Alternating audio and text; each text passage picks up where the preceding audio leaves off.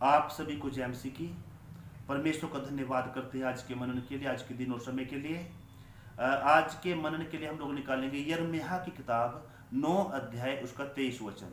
उसमें इस प्रकार लिखा है कि यहोवा यूं कहता है कि बुद्धिमान अपनी बुद्धि पर घमंड ना करे, और न वीर अपनी वीरता पर, और न धनी अपने धन पर घमंड करे। पर जो कोई घमंड करे वह इसी बात पर घमंड करे कि वह मुझे जानता है और समझता है। प्रार्थना करेंगे। स्वर्गीय पिता, हम आपका धन्यवाद करते हैं आज के दिन और समय के लिए, जब प्रभु तेरे कलाम से हम मनन करते हैं। हे परमेश्वर, तेरा वचन हमारे हृदयों में, सुनने वाले हर एक व्यक्ति के हृदयों में ये वचन काम करे, और पिता आपकी महिमा प्रकट हो, अभिषेक के साथ इस्तेमाल करे। खुदावंद यीशु मसीह के नाम से दुआ मांगते हैं, पिता सुन और कबूल करे, आमीन। परमेश्वर का धन्यवाद करते इस समय के लिए। आज के मनन के लिए हमने निकाला था यिर्मयाह 9 का 23। उसमें लिखा है कि बुद्धिमान अपनी बुद्धि पर घमंड ना करे, ये बात यहोवा कहता है। और धनी भी अपने धन पर कभी भी घमंड ना करे, और न वीर अपनी वीरता पर घमंड करे। इस दुनिया में से 3 कैटेगरी से परमेश्वर का वचन कहता है, बुद्धिमान, धनी, वीर। और गरीब से गरीब व्यक्ति भी या स्लम से भी वो व्यक्ति कहता है बुद्धि है। हर एक इंसान के अंदर बुद्धि है। इसका अर्थ ये नहीं कि किसी ज्ञानी व्यक्ति के बारे में बोलता, नहीं, सब इंसान के अंदर बुद्धि है। तो हर एक व्यक्ति से, बुद्धिमान से, हर एक धनी से, हर एक वीर ताकतवर से परमेश्वर का वचन कहता है, यानी कि पूरे मानव जाति से परमेश्वर का वचन कहता है कि कोई भी व्यक्ति घमंड ना करे अपनी बुद्धि पर, अपनी ताकत पर और अपने पैसा पर। यदि कोई घमंड करना है तो एक ही बात पर घमंड करे कि वह परमेश्वर को जानता है और परमेश्वर को समझता है। पहली बात लिखी है, सच्चे परमपिता परमेश्वर को जानना और उसको समझना। हम बहुत बातों को जानते हैं दुनिया में, हम सब कुछ जानते हैं, हम अपने रिलेटिव को जानते हैं, अपने लोगों को जानते हैं, बहुत कुछ जानते हैं। पर क्या स्वर्ग और पृथ्वी के परमेश्वर, जिस परमेश्वर ने हमें दुनिया में भेजा है, क्या हम उस परमेश्वर को जानते हैं क्या? और जिस खुदा ने, जिस परमेश्वर ने हमारी रचना किया, क्या हम उसको जानते हैं क्या? ये एक सवाल है। इंसान सब कुछ जानता है, सब कुछ करता है, पर क्या इंसान सच्चे परमेश्वर को जानता है या उसको समझता है या नहीं जानता या नहीं समझता? इस बात पर हमें विचार करने की जरूरत है। मेरे प्रियो, पहली बात कहा कि परमेश्वर जानता है। परमेश्वर को तुम जानते हो या नहीं जानते, ये समझने या नहीं समझते, इस बात पर विचार करने की जरूरत है। परमेश्वर ने 24 वचन में इस प्रकार लिखा है कि परमेश्वर ने तुम्हारे बीच में न्याय, धर्म और करुणा का काम किया है। 3 काम परमेश्वर ने किया। तो हमें इन बातों पर ध्यान करने की जरूरत है। पहली बात, हम स्वर्ग और पृथ्वी को बनाने वाले जिंदा परमेश्वर को, जो कि सृष्टि, सूर्य, चांद, तारों को बनाने वाला, पूरी सृष्टि का कायनात सृष्टिकर्ता जो परमेश्वर है, क्या इंसान उसको जानता है या उसको समझता है क्या? दूसरी बात, उस परमेश्वर ने इस धरती के ऊपर करुणा का काम किया, न्याय का काम किया और धार्मिकता का काम किया। क्या इंसान इस बात को समझते हैं क्या? मेरे प्रियो, स्वर्ग के परमेश्वर ने, वचन में इस प्रकार लिखा है कि परमेश्वर ने इस संसार में अपना निज पुत्र दे दिया, इकलौता पुत्र दे दिया, और ताकि जो कोई उस पर विश्वास करे वह नाश ना हो परंतु अनंत काल का जीवन पाए। इट मीन्स मोक्षा पाए, मुक्ति पाए। और वो सेवियर बनकर दुनिया में आ गया हमारे सबके लिए। और उसने धरती के ऊपर जो काम शुरू किया प्रभु यीशु मसीह ने, वो काम ये शुरू किया, न्याय का काम, दूसरा धार्मिकता का काम, तीसरा करुणा का काम। और मेरे प्रियो, प्रभु यीशु ने करुणा किया क्योंकि ये पूरे मानव जाति के लोग पाप में या अंधकार में या श्रापों में थे। यीशु मसीह ने दुनिया में आकर सब पर करुणा किया, मतलब कि स्नेह किया, प्यार किया, ऐसा अनोखा प्यार किया कि जहां दुनिया वालों को मरना था, खुद मर गया यीशु मसीह। और उसने हमारे लिए धार्मिकता को पूरा किया दुनिया में रहते रहते। क्रूस के ऊपर जान देकर जब लास्ट का शब्द प्रभु यीशु मसीह ने कहा, मुंह से निकला, तो ये कहा पूरा हुआ।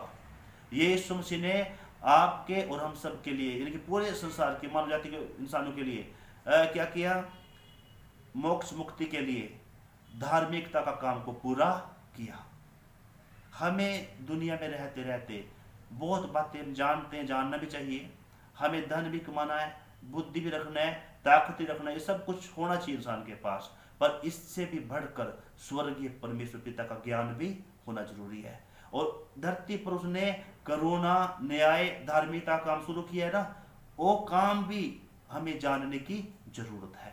इंसानों को जानने की, इस दुनिया के हर एक व्यक्ति को जानने की जरूरत है। चाहे वो किसी भी देश से, किसी भी कंट्री से है, कहीं से भी है, उसको परमेश्वर के न्याय, करुणा और उसके धार्मिकता के कामों को जानने की भी जरूरत है। मेरे प्रियो, यदि हम कहें इंसान होकर कि देखो जी हम तो रोटी कपड़े मकान में बिजी हैं या बिजनेस व्यापार में बिजी हैं, हम अपने खाने खर्चे में बिजी हैं, परंतु मेरे प्रियो याद रखें, बाइबल इस प्रकार से कहती है, नीति वचन जब 30 अध्याय पढ़ते हैं उसका 24 से, कि 4 छोटे जंतु है, बिल्कुल छोटे जंतु, जो लिखा है अत्यंत बुद्धिमान है। वो कौन कौन है? सबसे पहले लिखा चिट्टियां बुद्धिमान है और बिल्कुल निर्बल है, परंतु दिन ही दिन में अपना खाना अर्जित कर लेती हैं, संचय कर लेती हैं, रात को निकलती नहीं है। हम इंसान तो खाने के पीछे दिन रात काम करते हैं भाई, फिर भी हमारा पूरा नहीं होता। पर चिट्टियों को देखो, जो दिन दिन में काम कर लेती है, पूरा कर सकती है, कर लेती है। दूसरा लिखा है बिज्जू, सपान, और उनके बारे में लिखा है कि जो बिज्जू है वो क्या करते, सपान क्या करते हैं, बेशक छोटे हैं, निर्बल होंगे, छोटे हैं, परंतु रहते कहाँ हैं? चट्टानों पर। हम इंसान इतना कुछ करने के बाद भी नीचे ही रहते हैं, परंतु बिज्जू देखो ऊंचे पे रहते हैं। तीसरा टिड्डियां भी बिल्कुल छोटी हैं, परंतु ऐसा उनके अंदर बुद्धि है कि सब एक साथ मिलकर पलायन करती है, उड़ जाती है, दल बांध कर निकलती है। हम और लिखा कि उनके ऊपर कोई राजा भी नहीं है, उनके ऊपर कोई अगुआ भी नहीं है। हमारे ऊपर तो राजा भी है, अगुआ भी होते हैं, लीडर्स होते हैं, हमारे ऊपर तो बहुत सारे हम अधीनता में होते हैं, फिर भी इंसान सही चलता नहीं है। पर टिड्डियों को देखो बिल्कुल लाइन में एकदम पलायन करती हैं मेरे प्रियो। और चौथा लिखा है छिपकली के बारे में। छिपकली हर घर में पाई जाती है, परंतु कहाँ रहती है? गंदगी में रहती है, दीवारों पर, लाइट में रहती है। परंतु वचन में लिखा है कि छिपकली बेशक हाथ से पकड़ी जाए तो भी कहाँ रहती है? वो राजभवन में रहती है, यानी साफ सुथरी जगह पे रहती है। हम भी अपने घरों में अगर देखते हैं तो लाइट के पास दिखेगी, यानी कि साफ सुथरी जगह पे रहती है। इंसान इतना अत्यंत बुद्धिमान होकर भी, और इंसान को तो अगर देखा जाए, छिपकली को, बिज्जू को, टिड्डियों को, चिट्टियों को तो शब्दों से परमेश्वर ने बनाया। इस सृष्टि को तो परमेश्वर ने अपने शब्दों से बनाया, कायनात को अपने शब्दों से बनाया। पर इंसान को परमेश्वर ने जो बनाया है ना, मट्टी से बनाया, अपने स्वरूप में बनाया, अपनी समानता में बनाया, और इतना बुद्धिमान बना के, इतना अच्छा बनाने के बाद भी इंसान क्या करते हैं? जैसे गलत काम करते हैं। छिपकली छोटी सी है मगर साफ जगह रहती है, इंसान इतना बड़ा होने के बाद भी कहाँ गंदगी जगह पसंद करेगा, गलत बातों को खाएगा, पिएगा, गलत चीजें सेवन करेगा। मेरे प्रियो, इंसान कहाँ तक चले गए और जो छोटे जंतु है कहाँ तक सही भी है। परंतु मेरे प्रियो, दुनिया में रहते रहते हम इंसानों को जांचने की जरूरत है, क्या हम रोटी कपड़ा मकान के लिए ही चले हैं क्या, या इसके अलावा स्वर्ग के परमेश्वर ने इस धरती पर जो काम शुरू किया है उस पर भी हमने ध्यान किया है, ये नहीं किया, हमें जांचने की भी जरूरत है। परमेश्वर इन वचनों के द्वारा सबको आशीष करे। दुनिया में रहते रहते इंसान अपना पूरा करते हैं और जीव जंतु भी अपना पूरा कर लेते हैं, परंतु मेरे प्रियो, हम जो इंसान बने हैं उनसे ज्यादा सुपर डुपर परमेश्वर ने हमें बनाया है, और परमेश्वर ने अपने स्वरूप, अपनी समानता में बनाया। तो जरूर हम उस सच्चे परमेश्वर पर ध्यान करें, अपने ईगो को खत्म करें, अपने अहंकार को छोड़ें, स्वर्ग के परमेश्वर पर ध्यान करें, उसकी खोज करें, उसकी महिमा करें, और जो काम उसने शुरू किया उस धार्मिकता में, उस करुणा में और उस न्याय, क्योंकि न्याय करने वाला प्रभु यीशु है, वो आने वाला है, उसके न्याय पर भी हम ध्यान करें कि हम सचमुच यदि उस पर विश्वास करेंगे तो हमारी धार्मिकता पूरा होता है, हमारे विश्वास के द्वारा उद्धार होता है। तो इन बातों पर ध्यान करें। परमेश्वर इन वचनों द्वारा आशीष करे। छोटी सी दुआ करेंगे। पिता, मैं प्रार्थना करता हूँ इस समय के लिए, जो भी वचन पढ़े गए सुने गए, इन वचनों के द्वारा पिता हर एक व्यक्ति के अंदर बात करे और तेरी महिमा प्रकट करे। स्वर्ग और पृथ्वी को बनाने वाला परमेश्वर एक है और परमेश्वर उस परमेश्वर पर विश्वास करने के लिए, उसकी महिमा करने के लिए सभी को सहायता करे। हम सब पर दया करना, यीशु नाम से मांगते पिता, आमीन। सबको जय मसीह की। बाय।